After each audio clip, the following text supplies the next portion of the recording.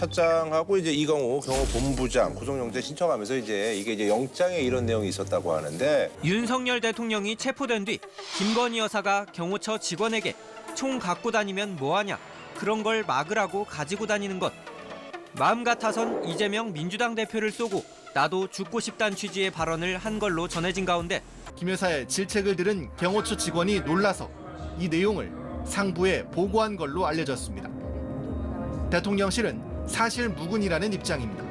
보도가 이렇게 나왔는데 이 발언에 대해서 좀 뭐 얘기들이 좀 있으실 것 같아요. 예. 아니 그러니까 경호처에 와서 화를 냈는데 그 자리에 있던 경호처 직원이 자기 상사한테 전화해서 그 자리에 없던 지금 여사님이 와서 이런 얘기를 하셨는데 화가 많이 나셨습니다라고 하면서 한 표현을 통화 녹음이 된 걸 갖고 경찰에서 그쵸. 구속영장 청구서에다가 쓴 거죠. 그러니까 이 사람이 그날 바로 통화한 건데 이걸 허위로 얘기하지는 않았을 거고 김건희 여사가 이렇게 얘기한 거는 맞겠죠. 뭐 다만 뭐 이재명 대표를 쏘겠다고 한 건 아니니까 마음 같아서는 쏘고 싶다 정도 얘기를 한 거지만 저는 딱 이 얘기를 듣고 부창부수 윤석열 대통령이나 김건희 여사는 똑같다. 윤석열 대통령도 총을 쏘서라도 국회의원 끌어내라 이런 얘기 하셨잖아요. 이제 이러다 보니까 대통령하고 너무 비슷한 생각을 갖고 계신 위험한 분이다 이런 생각이 들었고 저 만약에 탄핵이 기각되면 너무 불안할 것 같아요. 저도 뭐 그런 발언 한 게 맞다면 뭐 뭘로 방어를 할 수 있겠어요. 다만 이제 상황을 한번 좀 생각을 해보면 그날이 1월 15일로 저는 생각을 해요. 네네. 체포돼서 구치소로 가신 날이. 네. 그날 보도들을 보면 잠시 쓰러지셨다. 김건희 여사가. 뭐 그런 얘기 있어요.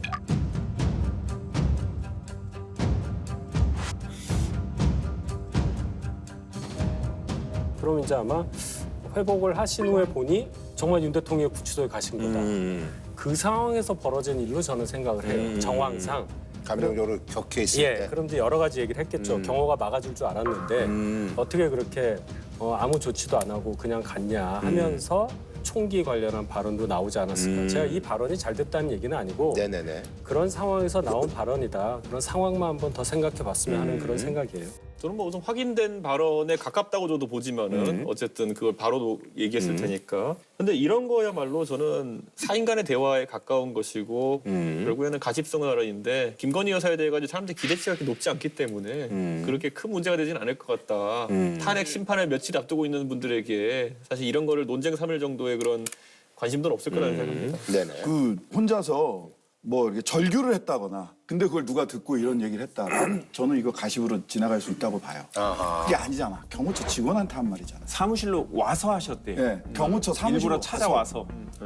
이걸 그냥 가십으로 넘길 수 있는 말이에요. 생각을 해보세요. 이전에 다른 영부인들이 경호처 직원한테 사무실로 찾아가서 다른 업무 지시성 발언을 했다고 하더라도 이거는 문제가 되는 말이에요. 근데 부창부수라고 얘기를 하셨는데 공화정과 민주주의에 대한 이해가 없다는 면에서 똑같은 거예요. 경호처 직원들을 자기 사병처럼 생각하는 거잖아요. 당신들이 왕을 지키지 못했다. 그러다 보니까 명태균 특검이니 무슨 뭐 김건희 특검이니 내란 특검이니 자꾸 얘기하는 민주당의 당대표가 미웠겠죠. 그래도 심정적으로 미울 수 있다고 하더라도 삼권 분립과 민주주의와 공화정을 이해했다면 이런 발언을 경호처 직원들한테 가서 할 수는 없는 거예요. 부창부수라는 게 부인은 이런 거를 경호처 직원들한테 가서 얘기하고 남편은 총 들고 국회에 들어오는 거죠. 이런 게 부창부수라는 얘기입니다. 그리고 이제 사실 20일 날 국회 본회의에서 말이죠. 김건희 여사 의혹을 수사할 상설 특검 법안이 통과가 됐는데 앞서 김 여사 일반 특검법은 거부권에 막혀 재표결 끝에 4차례 폐기됐습니다. 일반 특검법은 거부권을 쓰면 폐기되지만 상설 특검안은 폐기되지 않는다며 언제든 수사할 수 있게 준비하겠다는 것이라고 설명했습니다. 이재명 대표가 당선 무효형 선고를 앞두고 있지 않다면 이렇게 무리한 특검 탄핵 노름에 빠질 수는 없었을 것입니다. 이재명 대표만 무섭고 국민 눈은 무섭지 않습니까? 상설 특검 이거 임명이 사실 이제 이루어질지도 사실 이제 많은 분들이 이제 궁금해하거든요. 민주당 분들이 실제로 이 상설특검이 되기를 원한다고 보지 않아요. 왜냐하면 혐의가 11개잖아요. 조사 범위가 11개인데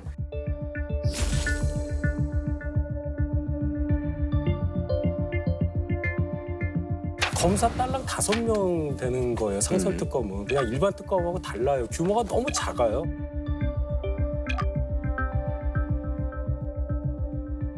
일반 특검하고 이제 차이점이 이제 규모의 차이도 있고. 기간도 짧고. 경차 정도 가지고 지금 어디 가겠다는 겁니다.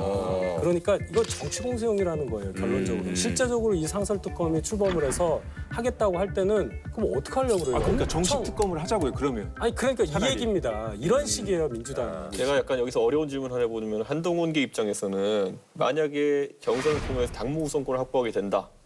그러면 이거를 밀어붙여서 현 국민의힘 주류와 차별화를 시도할 것이냐.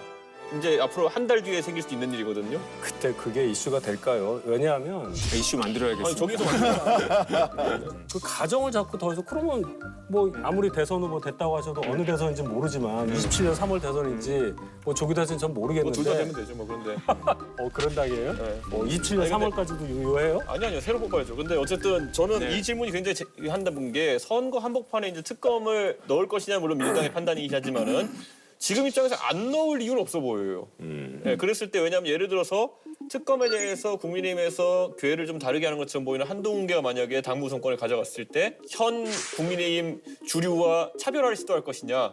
차별화해야죠. 그러면 받는다? 여야 합의로 제대로 된 특검을 가자고 얘기를 해야지 이런 상설 특검 이런 또 말을 검사 해야지 다섯 민주당 명 지지자들 가지고 여론조사 한동훈 찍는 거예요 지금. 그러니까 대통령이 진짜 아니 여당도 윤석열 대통령이 탄핵만 되면 좀 분위기 확 바뀔 거라고 생각합니다. 지금 한동훈 대표만 뭐 밖에서 애매한 얘기하고 계시지만 한동훈 대표도 명확하게 이제 얘기하실 거고 다른 분들도 결국 한동훈 대표랑 차별화가 안 되기 위해서 비슷한 얘기를 하시면서 다 똑같이 가실 거다. 이거에 대해서 이제 여당이 조기 대선용 정략 특검이다 이렇게 비판을 했다고 해요. 조기 대선용 정. 그러니까 대선이라고 인정하는 거야. 그러니까 그래서- 대선이 있을 거라고 그래서 인정하시는 거야. 네, 파면을 당연시 저희 하는 당에서. 건가. 그러니까 지도부가 그렇게 지도부가 그렇게 얘기를 했다고 해요. 그래서 저는 파면은 당연시 하는 건가라는 생각이 하나 들고 한덕수대행이 그 상설특검 추천을 국회에다가 요청을 해야 돼요. 그래야 시작이 되고. 근데 이제 안 할 거다라는 생각이 들어요. 왜 그러냐 하면 이번에 이제 책이 나옵니다. 나라를 위해서 일한다는 거짓말이라는 책이 있습니다. 이게 10년 정도 공직 생활을 하고 서기관으로 승진하자마자 이렇게 사표를 내신 분이 쓴 글이에요. 공직 사회는 자신이 맡은 공적인 일에는 냉소적이고 무관심하지만 사적인 이익, 즉 승진, 유학, 주요 보직 등 생존을 위한 정열은 뜨겁게 타오르는 곳이다. 공적으로 냉정하고 사적으로 뜨거운 곳이다. 여기에 정점에 오르신 분이 최상목, 한덕수 이런 분들이에요. 아 이건 서기관이고. 네. 아니 그런 사회에서 정점에 오른 분들이에 대한 평가까지 다 있어요. 아니 근데 정작 네. 이분은 퇴사하신 분이고 최상복은 끝까지 간 사람이잖아요. 아니 그렇게 하기 싫어서 퇴사한 사람이고 이건 좀 논리가. 퇴사한 사람이고 그런 사회에 살기 싫기 때문에 아니 책 보고 얘기해. 아니 자꾸 이렇게 책 갖고 오니까 저 와이프가 책 냈는데 책 하나 갖고 와 홍보를 해야 되네. 아니 그래서 최상목 이렇게까지 사익을 드러내고 정말. 예. 그래서 공동체에 대한 책임감이나 헌법을 위반하냐 법률을 위반하냐보다는 본인들이 그 자리에서 얼마나 자리에 있을 수 있느냐를 더 우선 생각하는 분 아닌가 싶은 생각이 들어요. 여당이 동의하지 않은 것들은 무조건 네네. 본인이 이제 거부하겠다 뭐 이런 얘기잖아요. 법률안 거부권 행사도 그렇고 특검도 마찬가지로 여당이 동의하지 않았기 때문에 당연히 임명하지 않을 걸로 보고 있는데요. 그러니까 저희가 대선이라고 이걸 추진한 게 아니거든요. 2022년부터 계속 추진해 왔고요. 기록을 찾아보시면 아시겠지만 그다음에 그때부터 지금까지 여론이 바뀌지 않은 게 있는 게 뭐냐면 김건희 여사에 대한 비호감도와 김건희 여사에 대한 특검이 필요하다는데 압도적인 국민의 지지. 대통령하고 또 달라요. 네네네. 어차피 대통령 탄핵이 되시면 누군가는 할 겁니다. 그렇다고 하면 정치권에서 과도한 수사가 일어나지 않도록 적절한 범위를 정해서 신속하게 처리하는 게 대통령과 그 가족한테도 도움이 되지 않나라고 생각합니다. 저 이분들이 또 김성훈 경호처 차장 그리고 이광호 경호본부장이 또 이번에 구속영장이 이제 기각이 됐습니다. 재판부의 현명한 판단에 감사드리고 향후 어떤 사법 절차도 충실히 따르겠습니다. 서울서부지방법원은 범죄 혐의에 다퉈볼 여지가 있다면서 두 사람의 구속영장을 기각했습니다. 증거인멸과 도주 우려가 없다고도 판단했습니다. 이번 판정 뭐 어떻게 보시는지? 좀 납득하기 어렵죠. 법원이 구체적으로 사유를 설명하지 않아서 뭐 추측만 해보고 있는데요. 경호처장의 지시에 따랐을 뿐이다. 이렇게 방어를 하고 있다고 해요. 근데 그게 사실인지도 일단 의문이 되고 두 번째는 그렇다 치더라도 넘버1이 불법적인 지시를 했으면 넘버2, 넘버3가 위법하다고 하면서 항의를 하고 그렇게 해서는 안 된다고 막았어야지. 그거를 따라놓고선 나는 그냥 위에서 시키는 대로 따랐으니까 무죄다.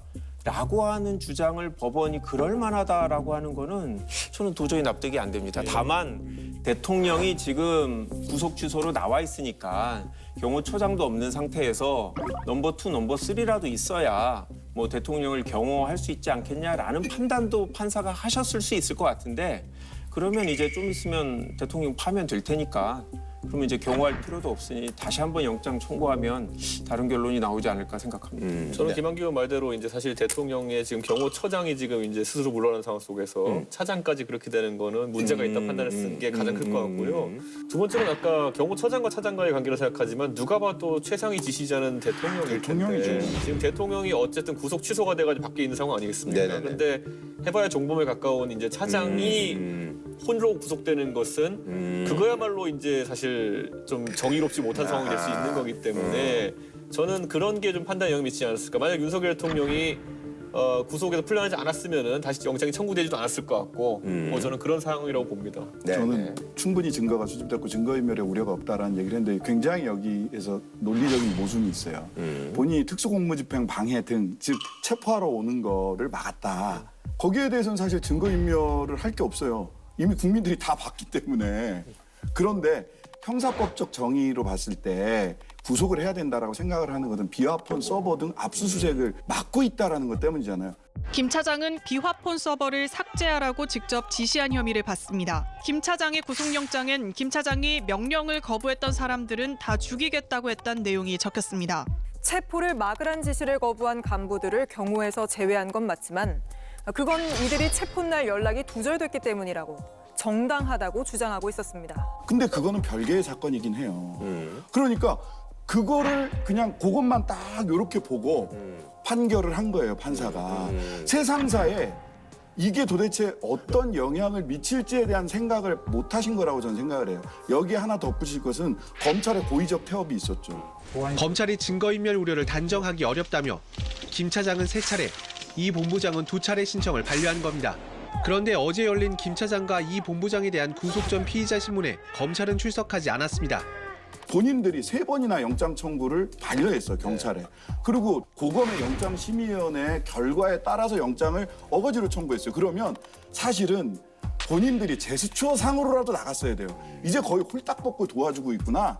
주요 사건의 검찰이 영장실질심사에 나가는 거는 당연한 일이었어요.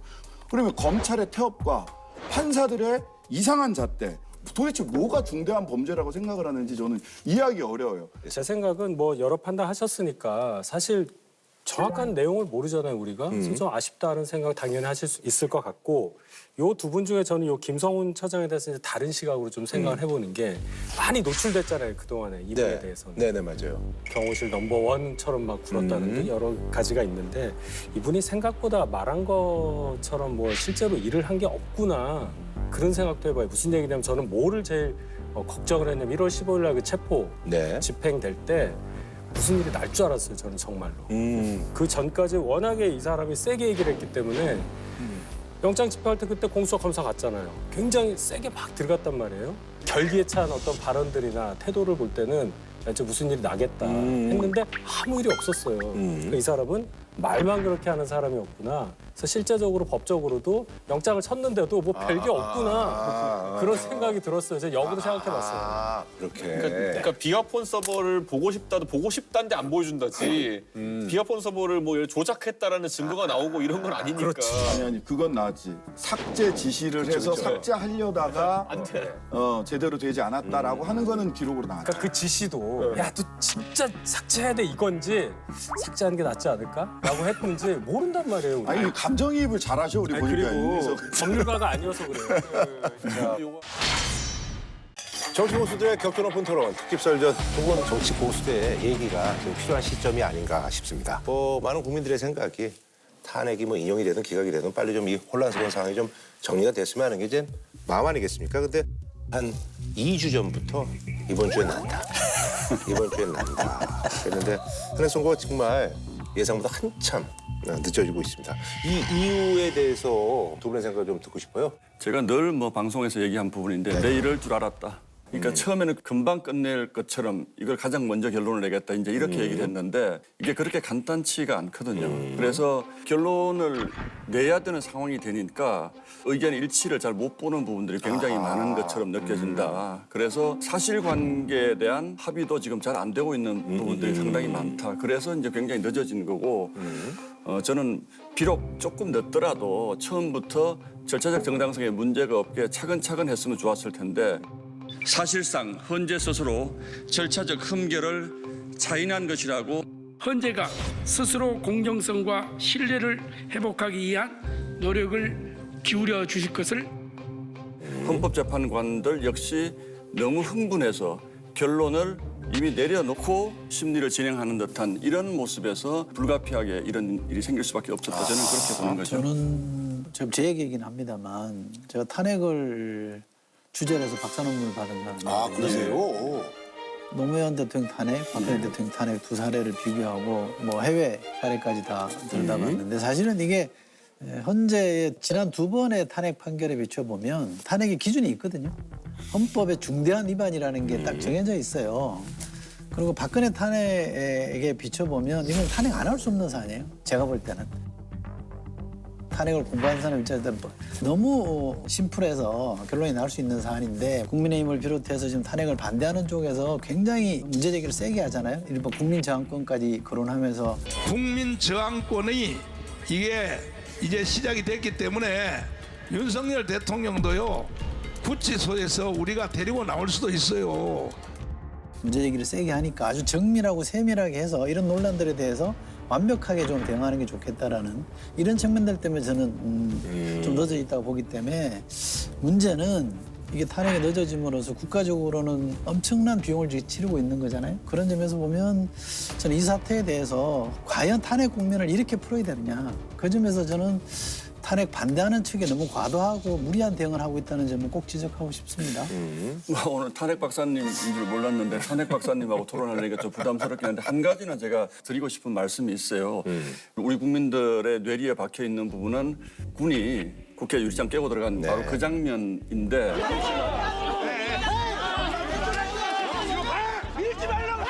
그 부분에서 이제 국회의원들을 끌어내려고 했던 것인가 정말로 계엄 포고령 1호에 나온 것처럼 모든 정치활동을 중단시키려고 했던 것인가 이 부분이 국민들은 국회 유리창을 깨고 들어간 그 장면만 봤기 때문에 뭐 당연히 그렇게 했을 거라고 생각들 하시지만 저도 사실은 국회 안에 있었던 사람으로서 실체적으로 느끼는 것을 보면 달리 해석되고 적용되는 부분들이 분명히 있거든요. 과연 이 사람들이 우리를 끌어내려온 사람들이 맞는 것인가?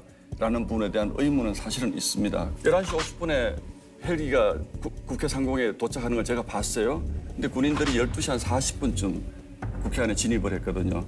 그럼 그 50분 정도의 시간 동안에 그럼 이 사람들은 과연 표결을 방해하러 온 사람들인가? 이런 부분에서 사실관계 확정이 제대로 되지 않으면 과연 헌법 질서를 무너뜨리려고 했던 것인가 하는 부분에 대한 헌법재판관들끼리의 이견이 저는 상당히 많은 것으로 본다. 그거는 저는 아니라고 보고요. 그건 뭐 TV 영상으로만 봐도 군이 무장하고 국회를 헬기 타고 내려간 거 아닙니까? 그리고 그 안에서 당장 쳐들어올지 모르니까 우리 잡아갈지 모르니까 빨리 의결하자고 막 소리치고 그랬잖아요. 그다음에 한동훈 대표, 전 대표 회고록을 보면 너 잡혀간다, 죽을지 모르니까 숨어 있어라라는 제보도 받았잖아요. 근데 여기다 대고 더 이상의 확인할 게 뭐가 있는지 잘 모르겠고요. 그래서 도저히 잘 이해가 안 돼요. 국회의원으로서 국회를 무력을 통해서 봉쇄하는 거에 대해서 그렇게 너그러운지 이해를 못 하겠네요. 제가 만약 국회의원이었다 그러면 정말 용서가 안 될 일이라고 봐요. 국민이 구성한 국회예요. 왜 그거를 국회의원으로서 화를 내셔야 되는 거 아니에요? 저라도 나가서 막아야 된다고 저는 생각을 했습니다. 그렇죠. 사실은. 그렇죠. 제가 있었기 때문에. 그런데 우리가 나가서 막고 어쩌고 하기조차도 사실은 큰 상황은 아니었다. 그 안에서의 상황은. 아니죠. 예. 국회의장이 그랬잖아요. 거기 의원들이 왜 빨리 표결합시다 그랬더니 이럴수록 절차를 지켜서 합시다 그래서 진정시켰잖아요. 밖에 상황이 급합니다. 네, 잘 알고 있습니다. 이런 사태는 절차가 잘못되면 또 그것도 문제입니다. 그래서 정말 비상한 각오로 몸을 다 바쳐서 막는 겁니다. 그럼 그 안에 있는 사람들이 빨리 하자고 한 이유는 뭐예요? 그 계속 제보가 돌았잖아요. 곧 들어온다, 곧 들어온다. 국회의장 제가 그 말씀 드리면요. 국회의장이 절차를 지키고자 시간을 그렇게 끌었다는 것도 저는 사실은 납득하기 어려워요. 사실은 그것보다 훨씬 더 빨리 해제시킬 수 있었습니다. 12시 반에 의결 정족수가 찼기 때문에 그 국회의장이 왜 1시 3분까지 아니 의안이 뜨잖아요. 국회 본회의장 가면 아닙니다. 단박에 뜨고 그거는요. 그 상황에서 절차가 있는 거예요. 아니요. 그 상황에서 그거는 그 절차는 그러니까 지금 말씀은 30분을 끌 정도의 절차는 저희가 아니라고 봤고 일부러 끌었다는 거예요? 왜 제가- 끌어요? 예? 끌어야 될 이유가 이재명 뭐죠? 대표가 12시 50분에 들어갔거든요. 국회 안에 있었잖아요. 국회 안에 있었는데 안에 있었기 12시 때문에 33분에 의결 정족수가 찼는데 근데 이재명 어떻게- 대표가 12시 50분에 어때 왔어요. 그거조차도 이재명 대표를 갖다 붙입니까? 아니요. 그러니까 그 다음은 아니요, 그거는 그다음은 사실이 그렇습니다. 반 이재명 당이라고 당명을 바꾸세요. 아니요, 아예. 사실이 그렇기 때문에 예. 맞아야죠. 그 부분에 대해서. 알겠습니다. 그럼 저희가 화제를 바꿔서